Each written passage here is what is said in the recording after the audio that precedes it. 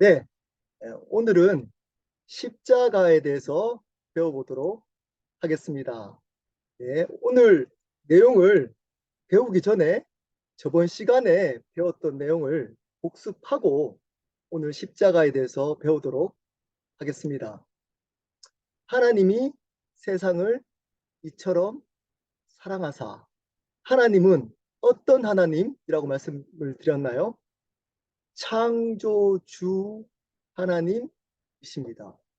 여러분, 이 창조주 하나님을 믿지 않으면 우리가 배우고 있는 이 복음을 바르게 절대 이해할 수 없습니다.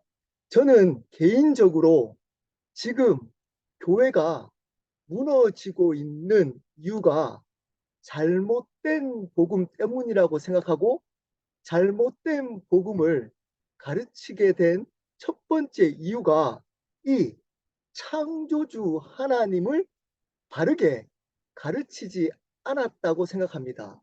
강조하지 않은 채 하나님의 사랑과 은혜를 가르쳤기 때문이라고 생각합니다. 여러분, 하나님은 창조주 하나님이십니다. 그 창조주 하나님 앞에 우리는 티끌도 되지 않는 겁니다. 지구가 이 우주 가운데 티끌만하답니다. 그 티끌만한 지구에 우리는 티끌만한 존재입니다. 그러면서도 우리는 그 티끌만한 지구에서 티끌만한 존재가 티끌만한 지식 가지고 서로 잘난 체합니다. 창조주 하나님을 만나면 여러분, 우리는 그분 앞에 겸손할 수밖에 없습니다. 그분이 창조주님이시기 때문에 온 만물을 그분의 뜻대로 마음대로 하실 수 있습니다. 그분의 주권을 가지고 그분의 뜻대로 마음대로 하실 수 있습니다. 그렇기 때문에 우리의 삶도 마음대로 하실 수 있습니다. 여러분들이 아니 하나님이 사랑이신데 어떻게 이럴 수 있느냐라고 하나님께 원망하는 이유가 그분을 창조주로 믿지 않기 때문일 수 있습니다. 여러분, 그분은 우리의 삶과 생명을 마음대로 하실 수 있는 주님이십니다. 근데 죄가 뭐라 그랬나요?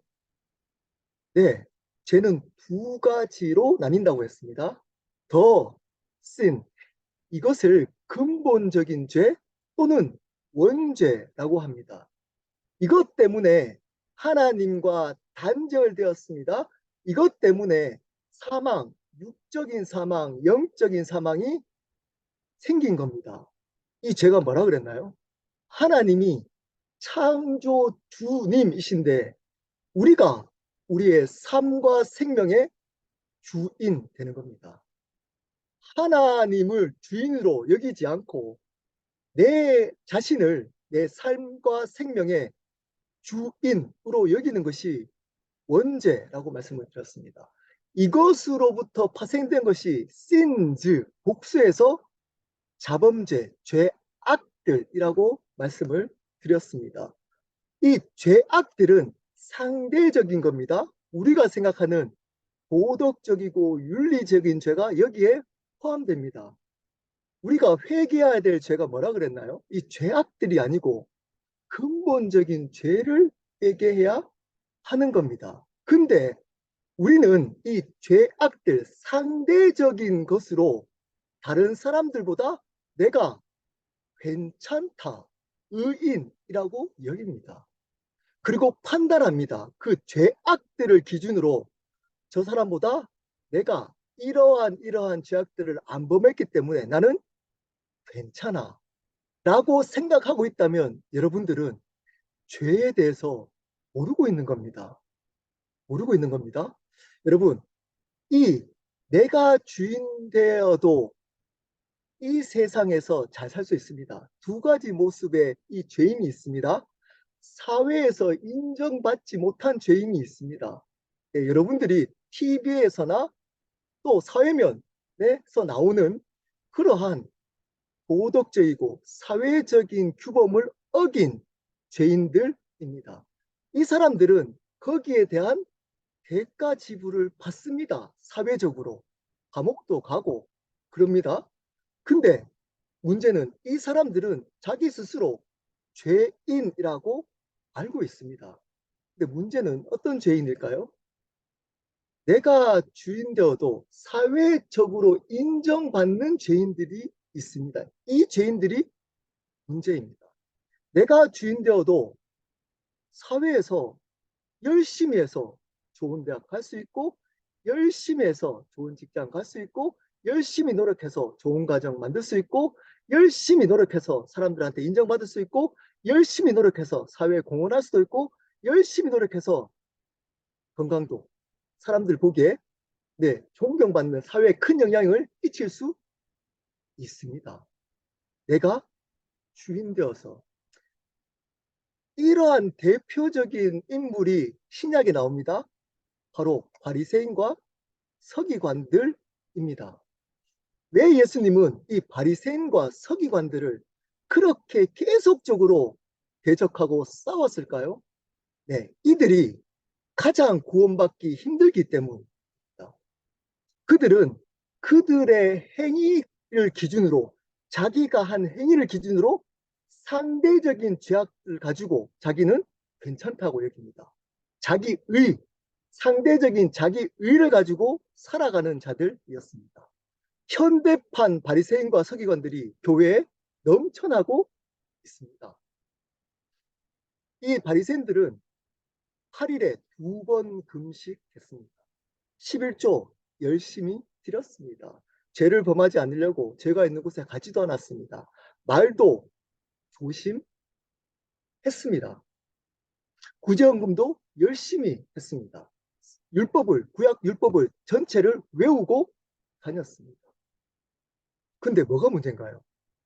네, 그들은 자기의로 살아갔던, 다른 말로 자기가 주인 되어서 살아갔던 사람들이었기 때문입니다. 그들은 예수님을 제대로 만날 수가 없습니다. 오늘 십자가를 바르게 만날 수 없습니다. 이런 사람들이 너무 생각보다 많다는 겁니다. 이런 자들은 어떤 일을 일어난다고요? 마음을 담지 못합니다. 마음. 교회 일을 해도 마음으로 하지 않습니다. 타성에 습관적으로 내가 모태신앙이잖아. 내가 이러한 직분자잖아. 심지어 목사잖아. 장로잖아. 안수 집사잖아. 내가 이런 직분들을 섬기고 있잖아. 내 성가대 지휘자잖아. 이런 것들로 교회를 섬기지, 정말 하나님의 은혜에 감격해서 그 은혜 때문에 마음으로 예배 드리거나 마음으로 섬길 수 없습니다. 마음이 움직이지 않습니다. 십자가, 부활, 은혜, 예수 그리스도에게도 아무런 마음의 감격과 감사가 없습니다. 지금 얘기해도 저를 포함해서 별로 감사와 감격이 없잖아요. 어떨 때 감격하나요? 네, 자기가 인정받을 때, 교회 봉사 열심히 했는데 사람들이 그것을 인정해 줄 때, 세상에서 내가 주인 되어서 살아가는 그 삶 속에 성공, 세상에서 인정받는 성공할 때 그걸로 기뻐하고 감격해 합니다. 교회에 여전히 다니지만 그들의 이야기는 이 세상의 성공, 사람들의 인정, 이런 얘기들로 넘쳐납니다. 그분의 은혜, 그분의 감격 없습니다. 왜 그럴까요? 그들은 자기가 죄인인 줄 겁니다. 나는 괜찮아. 내가 도덕적이고 윤리적인 죄를 안 범하잖아. 11조 하잖아. 예배 안 빠지잖아. 새로운 삶까지 참석하잖아. 토요일 날, 금요일 날 저녁에. 그리고 성경부 참석하잖아. 교회에 열심히 봉사하잖아. 이런 행위들을 근거로, 그것을 기준으로 나는 저 사람보다 그 행위를 하기 때문에 괜찮아 라고 여기며 살아갑니다. 죄에게도 찔리지 않습니다. 자기가 죄인인지 모릅니다. 입술로는 죄인입니다. 한데 마음으로는 절대 자기가 죄인이라고 압한 적이 없습니다. 이런 사람들은 구원받지 못한 사람들입니다. 이들은 교회를 열심히 다녔지만 네, 넓은 길, 멸망의 길을 지금 가고 있는 사람들입니다. 여러분, 제가 질문을 해보겠습니다. 여러분이 죄인인지, 그리고 그것을 여러분 스스로 이길 수 있는지. 여러분 일주일 동안 누가 주인이셨나요? 일주일 그러면 생각을 잘 못할 수 있으니까 오늘 하루, 여러분, 누가 주인으로 살아갔나요? 네. 저도 여전히 내가 주인으로 살아갈 때가 훨씬 많았습니다.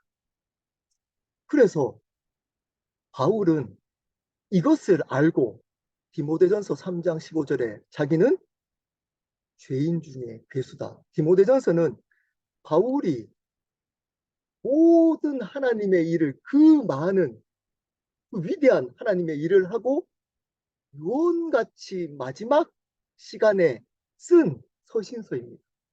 그때 바울은 자기 자신을 죄인 중에 죄인, 죄인 중에 가장 악독한 괴수라고 고백합니다.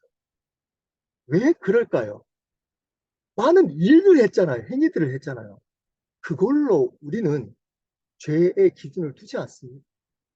여전히, 여전히 내가, 내가, 내가 또 있다면 여러분 죄인인 겁니다. 우리의 힘으로 이 죄의 문제를 해결할 수 없습니다.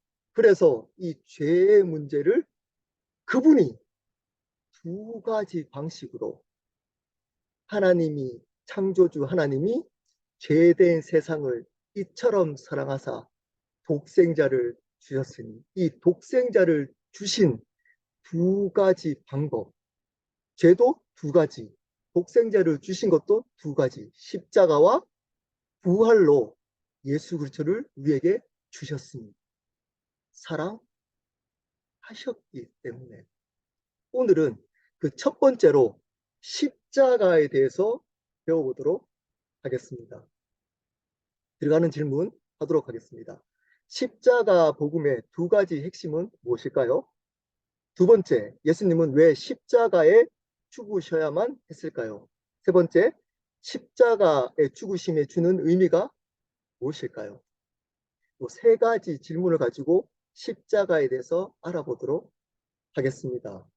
오늘은 특별히 이 내용에 대해서도 하지만 여러분, 성령께서 이 십자가의 바른 의미를 우리의 심령 가운데, 다른 말로 십자가를 바르게 만났으면 좋겠습니다.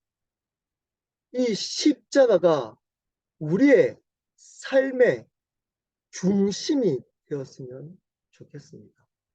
모든 삶의 중심이 십자가가 되었으면 좋겠습니다. 우리가 가정의 중심이 십자가, 우리의 직장의 중심이 십자가, 우리의 삶의 중심이 십자가가 되었으면 좋겠습니다. 여러분, 세 가지 속죄론, 이거는 신학적인 부분인데 중요하기 때문에 제가 적어 놓았습니다. 자세히 하지 않겠습니다. 제가 한번 읽어보겠습니다. 첫 번째, 대리형벌 이론.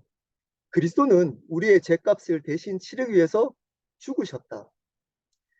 우리가 보편적으로 교회에서 배우고 있는 이론입니다. 예수 그리스도의 십자가를 통해 우리의 죄가 용서받았다는 것을 강조하는 이론입니다. 두 번째, 승리자 그리스도 이론. 그리스도는 사단에게 승리하기 위해 죽으셨다. 부활의 승리를 강조합니다.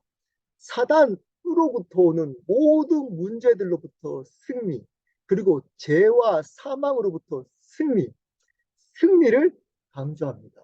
여러분, 이 두 가지가 함께 가야 됩니다. 하나에만 초점을 맞추면, 여러분, 죄 용서에만 초점 맞추면 항상 어둡습니다. 계속 내가 죄를 범했습니다. 그런 즉 어두움이 있습니다. 계속. 근데 승리에게만 초점이 또 맞춰지면 여러분, 바리새인적인 것이 될 수 있습니다. 교만해 줄 수 있습니다. 여러분, 이 두 가지가 사실은 복음권에서 함께 강조되고 있는 십자가 복음의 이론입니다. 세 번째, 도덕적 통치 이론.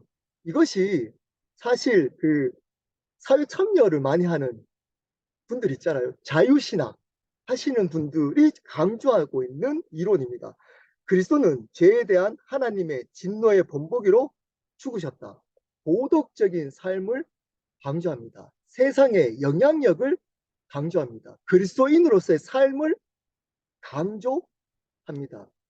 여러분, 세 번째까지도 이단이라고 하지는 않습니다. 하지만 첫 번째, 두 번째를 여러분 기억해 주시면 좋을 것 같습니다. 이 세 번째는 사회적 참여만 강조했다가 이 두 가지를 놓칠 수 있기 때문입니다. 그렇다고 해서 우리가 도덕적인 삶, 본이 되는 삶 살지 말라는 것이 아닙니다. 제가 믿는 것은 이 두 가지 이론을 바르게 받아들이고 알게 되면 도덕적인 삶, 본이 되는 삶은 따라오게 되어 있다라고 저는 믿습니다. 예수님은 십자가를 통해 우리의 죄를 용서하시고 십자가에서 부활, 네, 3일 만에 부활하셔서 모든 문제를 해결하시고 승리하셨습니다. 죄와 사단으로부터 오는 모든 문제로부터 승리하셨습니다.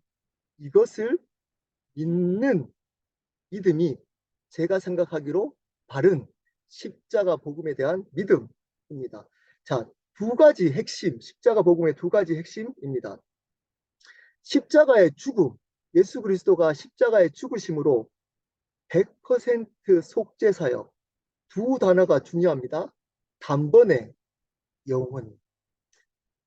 예수 그리스도가 하나님이 되시기 때문에 그분은 동물의 피로 우리의 죄를 계속적으로 해야 되지 않고 한 번에 영원하신 하나님이시기 때문에 영원한 속죄가 이루어진 겁니다. 십자가를 통해 단번에 영원히 용서받았습니다. 십자가를 바르게 믿으면 여러분 한 번에 영원히 용서받은 겁니다. 또 용서받고 또 용서받는 것이 아닙니다. 바르게 십자가를 믿었다면 그 한 번에 영원히 용서받는 겁니다. 네. 그래도 우리가 또 죄를 범할 수 있습니다. 넘어질 수 있습니다. 하지만 우리가 십자가를 바르게 믿었다면 우리의 모든 죄와 죄악들은 용서받은 겁니다. 그리고 두 번째, 부활. 다음 시간에 할 겁니다. 부활은 그 십자가에 대한 성취, 완성입니다. 만약에 부활이 없으면 그 십자가는 그 죄인이 정말 죽을 사형을 당해야 될 그 죄인이 죽은 형틀밖에 되지 않습니다. 그 예수님은 죽을 그냥 죄인일 뿐인 겁니다. 이단자일 뿐인 겁니다. 그분이 부활하셨기 때문에 그 십자가의 죽으심이 하나님이신 예수 그리스도의 죽으심이 된 겁니다. 확증된 겁니다. 그러므로 이 두 가지가 함께 가야 하는 겁니다. 근데 왜 예수님이 십자가로 우리를 구원하셨을까요? 여러분, 다른 방법들이 분명히 있을 수 있잖아요.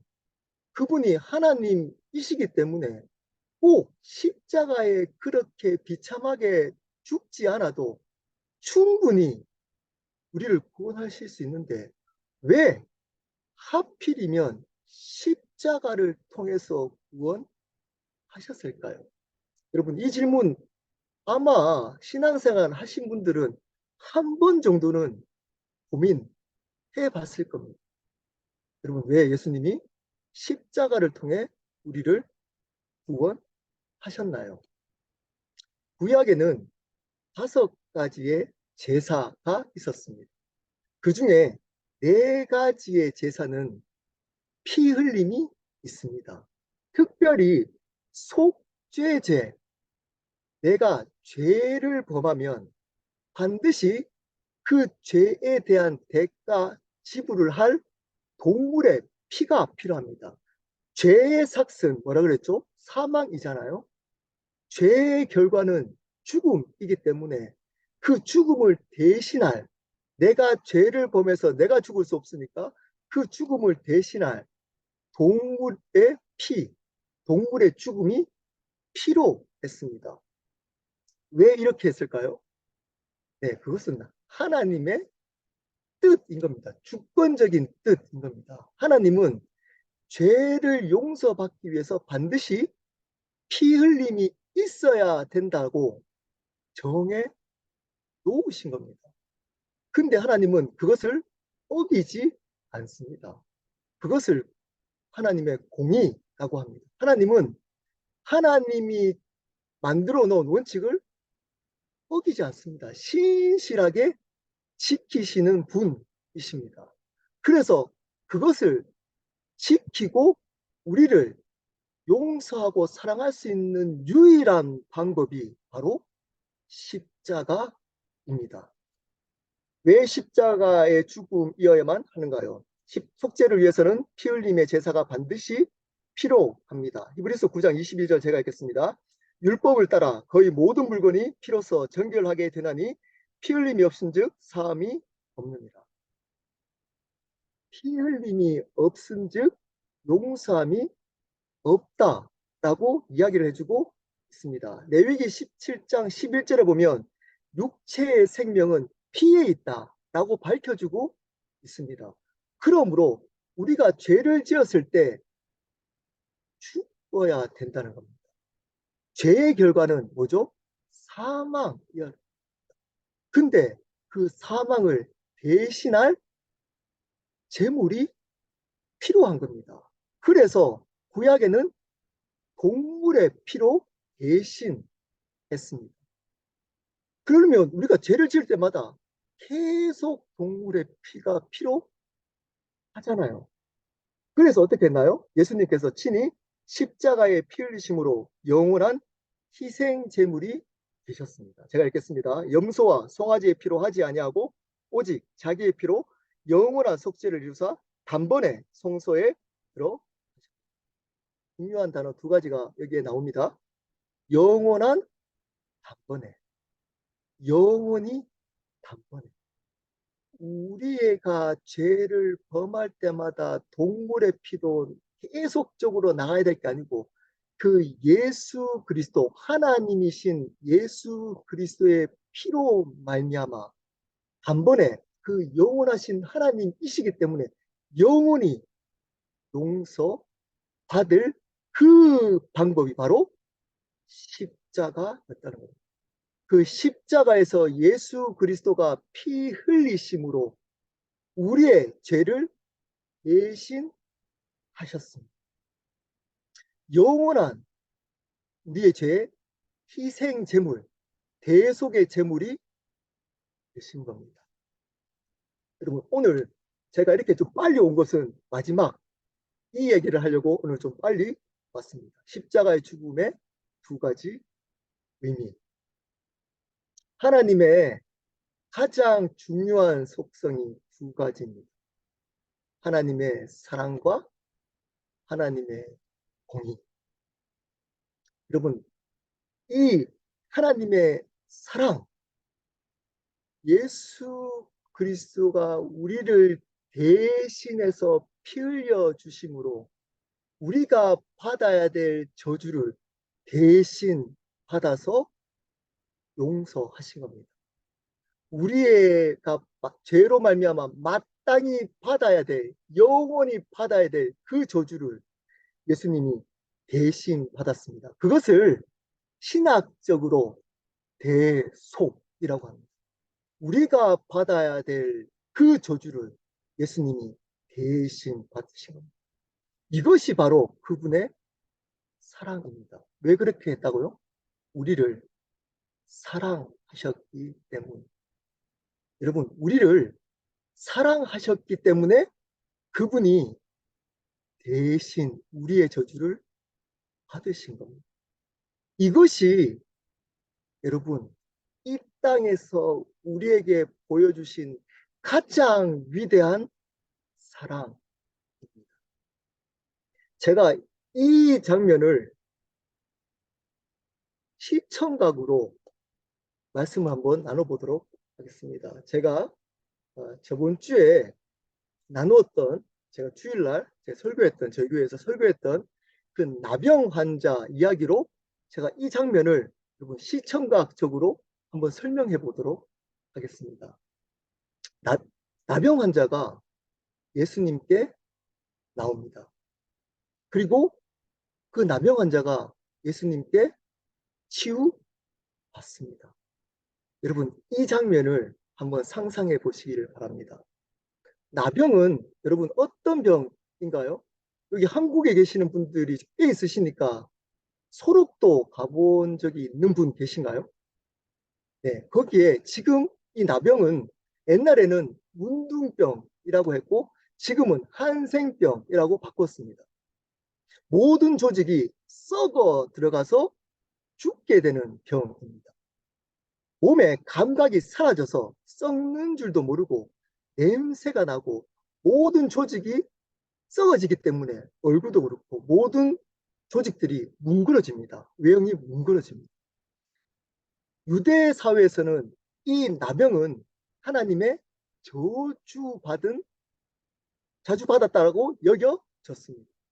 그래서 스스로 부정하다 그리고 사람들과 떨어져서 홀로 살아가야 됐습니다.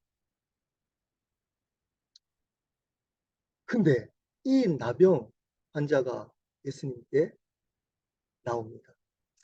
하나님의 저주를 받은 사람이 사람들 앞에 나오면 어떻게 될까요? 율법을 어기게 된 것이기 때문에 율법을 어기면 죽여도 됩니다. 그 율법을 어긴 하나님의 저주받은 그 사람이 사람들 앞에 나온다는 것은 내가 죽을 수도 있다는 겁니다. 그리고 예수님 앞에 무릎을 꿇습니다. 납작 엎드립니다. 그리고 당신이 원하시면 나를 고쳐달라고 부탁합니다. 그때 많은 사람들이 예수님을 따랐습니다. 이 나병 환자가 사람들 앞에 나왔기 때문에 죽을 수도 있다 그랬잖아요.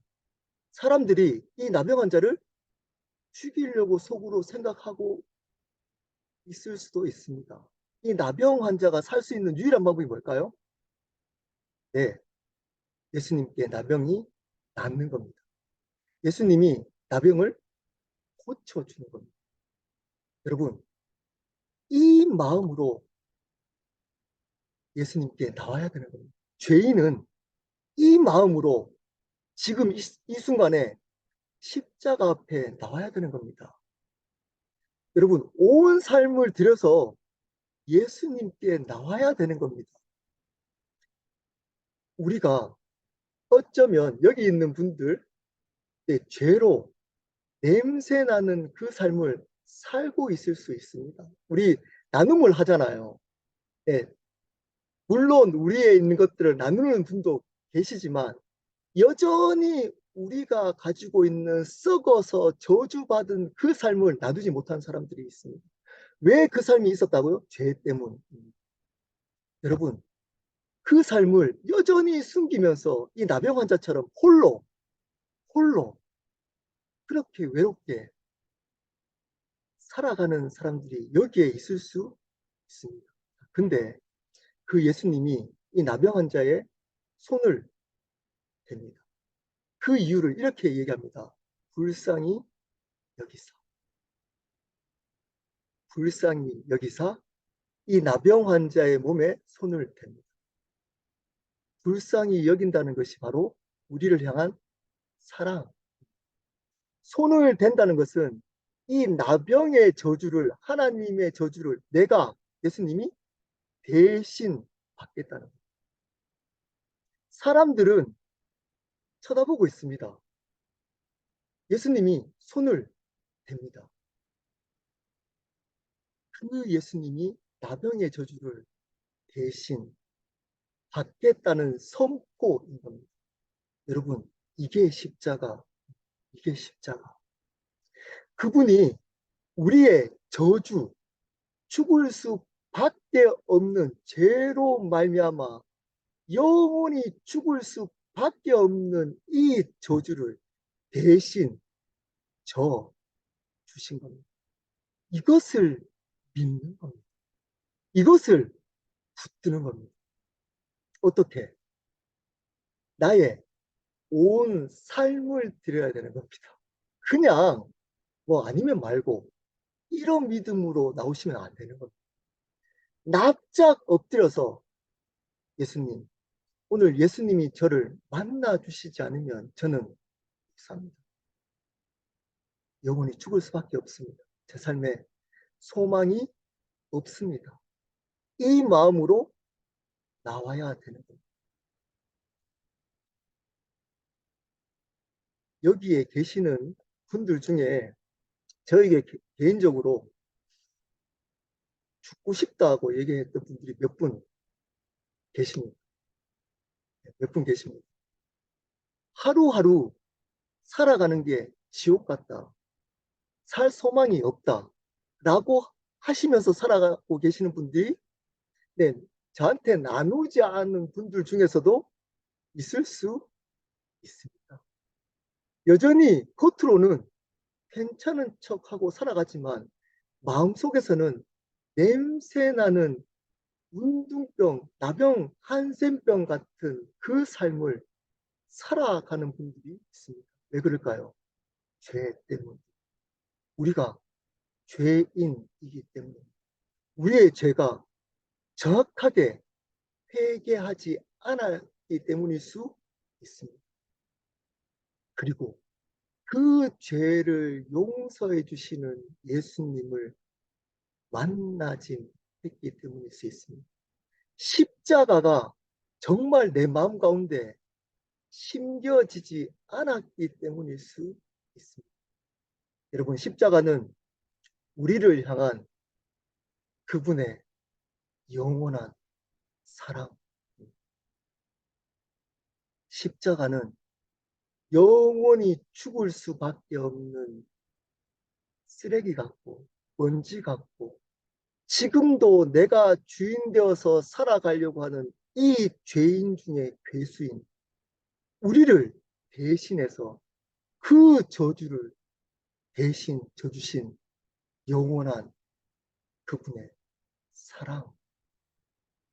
여러분, 이 사랑은 부모도 줄 수 없습니다.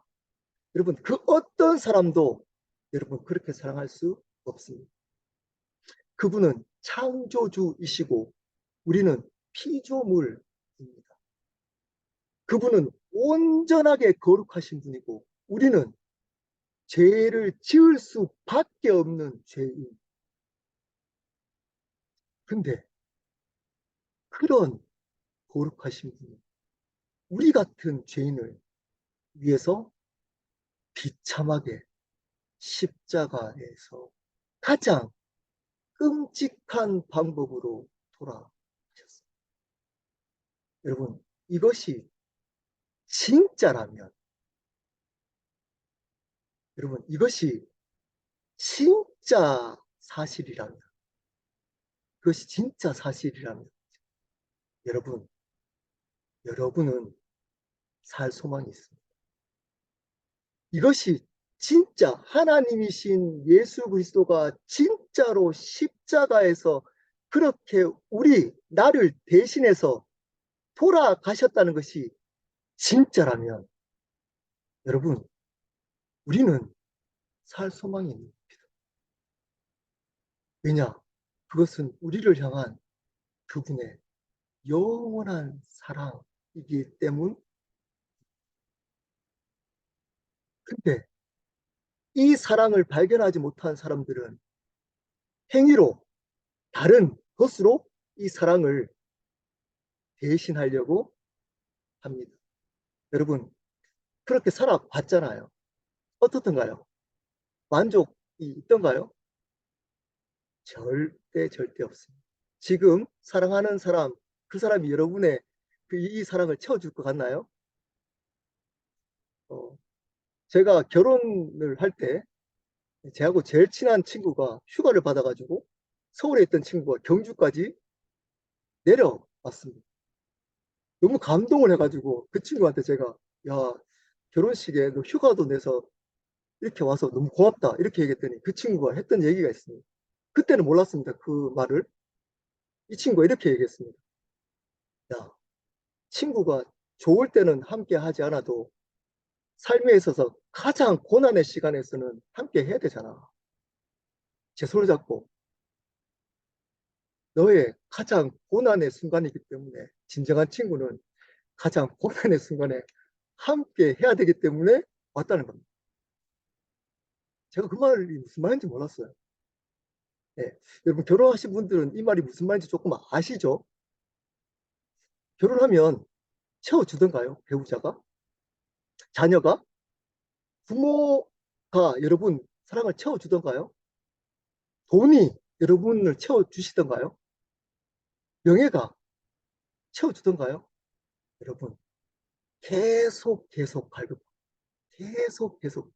왜냐하면 거기는 사랑이 아닙니다. 말은 사랑이라 그러지만 사랑이 아닙니다. 사랑을 줄 수 있는 대상이 아니고 사랑을 해야 될 대상이기 때문에 우리를 사랑하는 유일한 대상은 예수 그리스도밖에 없습니다. 예수 그리스도밖에 없습니다. 여러분 그때 언제 이걸 알 수 있나요? 여러분 마지막 때 죽음 앞에 여러분이 사랑하고 여러분을 사랑했다 그 사람 아무 소용없습니다. 진짜 사랑하는 사람만 남습니다. 그때는. 죽음 앞에는 여러분을 진짜 사랑한 사람만 붙을 수 있습니다. 누굴까요? 예수 그리스도. 십자가에서 여러분을 대신해서 돌아가셨던 그분만 붙을 수 있습니다. 이 예수님을 이 시간에 붙드셔야 합니다. 만나셔야 합니다. 이론적으로 하나님의 사랑과 은혜가 이루어졌습니다. 그리고 공의가 이루어졌습니다. 라고 이야기할 수 있습니다. 근데 머리로 아는 것이 중요하지 않습니다.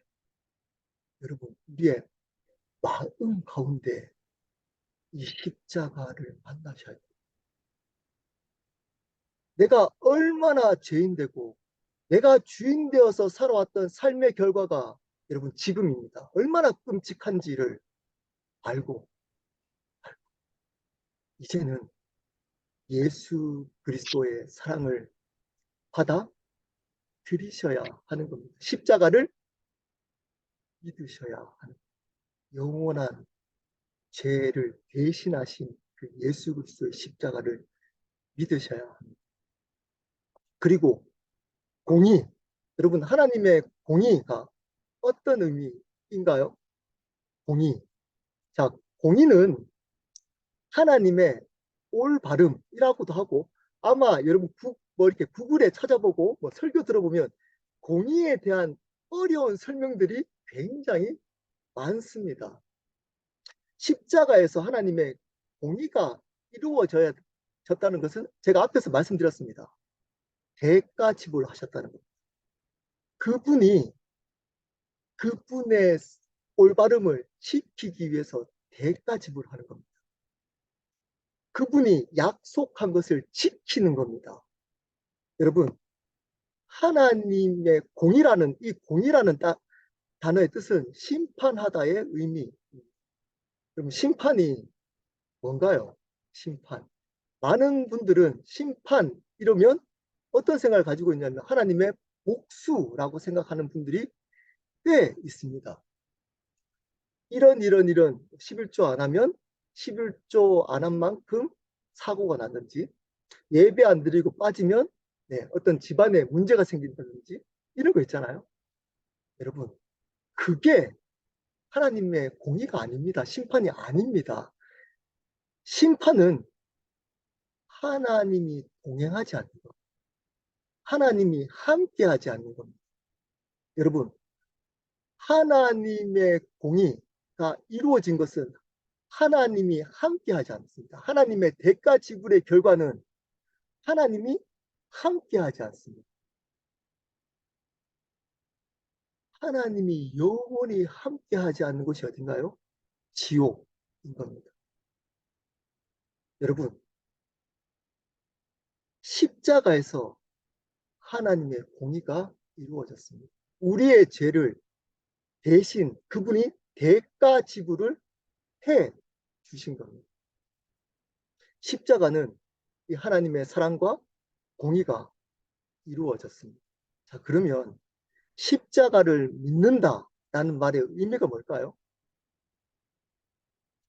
하나님이 나의 존재 자체, 예수 그리스도가 나를 용서하셨다는 말은 그것을 믿으면 내 존재 자체가 인정, 용납받았다는 것을 의미합니다. 그것도 영원히 우리의 행위가 아니라 그분이 나의 존재 자체가 용납되었다는 것. 그리고 우리가 죄를 범했을 죄악들이죠. 죄악들을 범했을 때 대가 지불을 하며 살아간다는 겁니다. 대가 지불.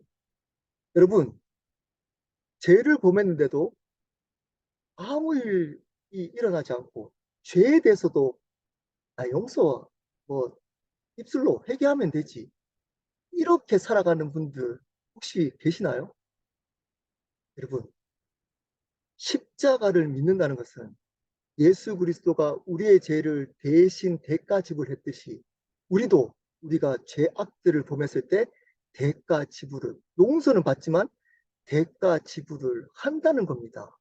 그러므로 여러분 다른 사람들한테 상처 주면 어떻게 해야 될까요? 용서를 구해야 되는 겁니다. 자녀들에게 또는 다른 친구들에게 죄를 범하면 상처를 주면 어떻게 해야 될까요? 하나님께만 기도해서 용서 구하면 안 되는 겁니다. 그 사람에게 대가 지불해야 되는 용서를 그 사람에게도 구해야 되는 겁니다. 그것이 십자가를 믿는 바른 태도. 제 얘기 잠깐 하고 마치도록 하겠습니다. 오늘 좀 전에 저희 아버지도 잠깐 들어온 것 같은데, 네, 제 남동생도 여기 참여하고 네, 있습니다. 네, 네, 저는 간증을 사실은 잘 설교 시간에도 잘 하지 않고 이런 새로운 삶에 있어서도 제 간증을 잘 예, 하지를 않습니다. 근데 기도하면서 하나님이 제 삶을 나누라는 마음을 주셔서 제가 나누기로 했습니다. 저는 어, 불교가 굉장히 심한 가정의 맏아들로 태어났습니다. 아버님은 귀가 안 들리시는 장애를 가지시고 어머니는 그 부잣집 장애인 아버지에게 속아서 네, 가난한 집 첫째 딸인데 결혼을 하셨습니다. 저 어머니는 글자를 잘 모르셨어요. 근데 할아버지의 재산이 많아가지고 굉장히 부유하게 고등학교 3학년 때까지 살았습니다. 부자로 살면 여러분 부자로 사신 분들 네, 지금 사신 분들 계시고 살아본 분들 계시잖아요. 여러분 부러워하잖아요. 네, 돈이 많아도 여러분 기쁨과 평안 별로 없습니다. 더 많은 것들을 또 채우려고 합니다. 그러다가 저희 가정을 경제를 이렇게 책임져 주던 저희가 거의 아버지, 그 큰아버지로 여겼던 분이 사기를 쳐가지고 저희 집이 쫄딱 망했습니다. 10년 정도 어려운 시간들을 보냈습니다. 정말 죽을 것 같았습니다. 네. 저는 서울에 있었지만 제 동생과 여동생은, 제 남동생과 여동생은 정말 힘든 시간들을 보냈습니다. 어머니는 술로 거의 정신병원에도 몇 번 하시고 거의 10년 정도 병치레를 했습니다. 저희 아버님은 귀가 안 들리셨기 때문에 경제력이 전혀 없으셨어요.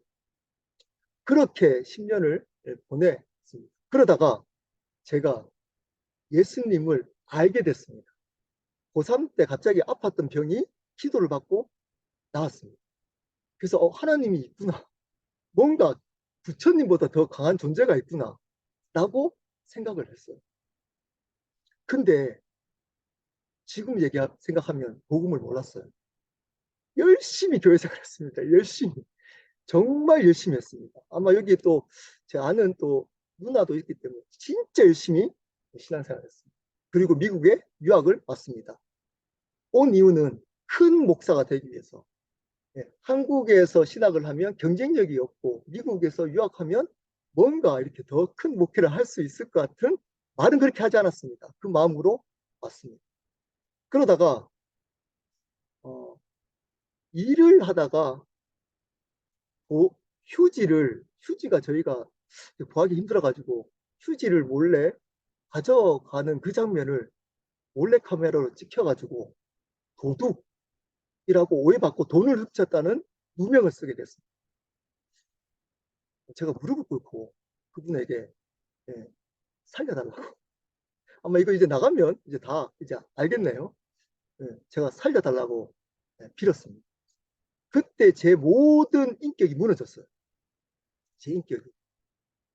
왜냐하면 그 사람이 아내가 있는 교회에 알려버리겠다고 얘기했습니다. 아마 이 근처에 꽤 큰 교회 안수 집사였습니다. 그때 제가 제 신앙을 보게 됐어요. 매일 죽을 생각했어요. 매일 죽을. 제가 이렇게 길을 가다가 뭐 이렇게 보이면 들어갈까 말까, 들어갈까 말까. 기찻길 있으면 박을까 말까. 이빨을 하도 갈아가지고 마우스피스를 하고 자고 나눔 모임을 하면 매일 죽겠다고 매일 죽겠다고. 우울증이 심각해 와가지고 평강이가 울고 있으니까 제가 평강이 목을 조르고 아길 때 목을 조르고 있더라고요. 그때 제가 심각하다는 걸 알았어요. 제가 너무 열심히 한국에서 내 나름대로 신앙생활 다 무너지더라고요. 다. 제 꿈이 무너지니까 신앙도 다시 무너지더라고요. 내가 꿈꿨던 방법대로 이루어지지 않으니까 신앙도 없고 하나님도 없더라고요. 예. 그냥 교회만 왔다 갔다 아내가 뭘 하기 때문에 그렇게 지냈습니다. 저는 왜 이렇게 되는지 몰랐어요. 저는 그냥 고난이 있기 때문에 그렇구나 라고 생각을 했습니다. 근데 지금 새로운 삶 하잖아요. 그때 알게 됐어요. 주인이 저였습니다. 주인이 바뀐 적이 한 번도 없었어요. 저는. 제가 주인으로 열심을 내고 제가 주인으로 살다가 내 뜻이 이루어지지 않으니까 죽고 싶더라고. 모든 인생이 무너지더라고. 한국에서 그렇게 할 때도 버텼는데 제가 미국에 와서 내 꿈이 무너지니까 하나님도 없고 맨날 죽을 생각을 하더라고. 그리고 십자가를 만났어요. 다른 말로 주인이 예수 그리스도로 바꿨어요. 제가 주인으로 살아왔던 것을 죄로 인정하고 이제는 예수 그리스도를 내 삶과 생명의 주인으로 그리고 이렇게 고백했습니다. 예수님 이제 저를 배려하지 않아도 괜찮습니다. 저를 배려하지 않아도 괜찮습니다. 어떤 고난을 주셔도 저 원망하지 않을 겁니다. 내 안에 죽을 것 같은 상황을 주셔도 저는 하나님을 찬양할 겁니다. 당신이 내 삶의 주인이시기 때문에 당신이 내 삶의 주님이시기 때문에 그리고 지금 거의 한 6년이 지났습니다. 너무 너무 좋습니다. 저는 상황은 좋아졌을까요? 여러분 나병 환자가 병이 나았잖아요. 그러면 삶이 좋아지나요? 많은 분들은 나병 환자를 낫는 것이 축복이라고 가르쳐요, 교회가. 그게 축복인가요? 여러분, 나병 환자가 나았다면 그 나병 환자는 평생 나병으로 살아왔기 때문에 아무 일도 못했던 사람이었어요. 나아버리면 자기 힘으로 살아가야 돼요. 삶이 더 힘들었을 가능성이 높습니다. 나병 환자는. 근데 그것이 왜 복일까요? 네, 십자가를 만났어요. 예수 그리스도. 이게 복인 겁니다. 나병이 나은 게 복이 아니고 저는 나병이 나은 것이 복인 줄 알았습니다. 저는 그게 하나님의 은혜인 줄 알았습니다. 근데 진짜 복은 십자가를 만나는 십자가 때문에 상황과 상관없이 영원한 소망을 가지며 살아가는 여전히 힘들고 어렵지만 그분을 주인으로 고백해 내며 살아가는 그 삶이 진짜 복입니다. 근데 어느 순간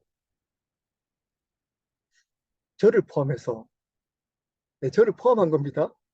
네, 포함해서 목사님들이 그렇게 가르치지 않고 이 세상에서 잘 되는 거, 여러분 뜻대로 이루어지는 거, 이것을 복음처럼 가르칩니다. 더 크고 더 넓고 이런 삶을 살아가는 거, 썩어질 것인데 그 삶을 이야기합니다. 제가 진짜를 만나보니까 가짜가 보이더라고요. 진짜를 만나보니까 가짜가 보입니다. 여러분, 예수 그리스도가 십자가가 진짜 감격인가요? 여러분, 십자가 얘기하면 정말 살 소망이 생기는가요? 기쁨과 감사와 감격이 있으신가요? 여러분, 없으시다면 여러분은 어쩌면 한 번도 여러분이 주인 되어서 살아왔던 그 죄를 죄로 고백한 적이 없을 수도 있습니다. 그것을 진짜 죄로 여기지 않았을 수도 있습니다. 그리고 그 예수 그리스도의 은혜, 사랑을 만난 적이 없는 분일 수 있습니다. 그 십자가가 이 시간에 여러분 10년 가운데 심겨졌으면 좋겠습니다. 그분이 십자가에 머무르지 않고 다음 시간 나누겠지만 부활하셔서 우리의 주인이 되셨습니다. 우리의 주인이십니다. 그렇기 때문에 그분은 우리의 삶을 마음대로 하실 수 있습니다. 오늘도 저를 데려갈 수도 있고 상황을 힘들게 할 수도 있고 네, 건강이 회복 안 될 수도 있습니다. 재정이 10년 전이나 지금이나 똑같이 어려울 수도 있습니다. 근데 뭐가 복인가요? 네, 영원한 생명. 이 땅에 소망을 두지 않고 그것을 이길 수 있는 영원한 소망, 영원한 예수 그리스도를 내 마음 가운데 주인으로 인정하며 살아가는 것. 혹시 이 자리에 여전히 내가 주인으로 살아가면서도 불구하고 나는 괜찮아. 이런 것들을 잘 하고 있잖아. 교회 봉사하고 11조 하고 예배 잘 드리고 이런 거 이렇게 하잖아. 로 여러분 괜찮다고 이제껏 여기며 내가 얼마나 죄인인지를 깊이 경험하지 못하고 살아오셨습니다. 그러면 회개하셔야 됩니다. 그리고 그 십자가의 용서하심을 받아 들이셔야만 합니다. 우리 함께 기도하도록 하겠습니다.